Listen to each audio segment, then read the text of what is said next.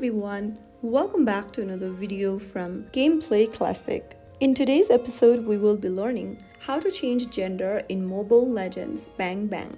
To change your gender in Mobile Legends Bang Bang, first of all, open up the Mobile Legends app on your device, and once you're in the home screen, tap on your profile icon in the top left corner. This will open up your profile section from where you'll need to tap on the gender icon right in front of the flag. Now select your gender you'd like to change to from the options. If you'd like to make your gender hidden, tap on hidden.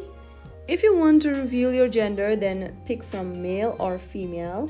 And after you do that, click on OK. After you select a gender, you'll need to wait for a month so that you can change your gender again. But when it comes to gender, I don't think you'll have to change it again and again.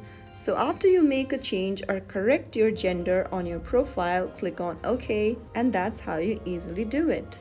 If you found the video helpful, don't forget to like, share, and subscribe to the channel by hitting that subscribe button. Press the bell icon so that you'll never miss out another upcoming upload from us. I will see you again in the next video. Stay tuned till then.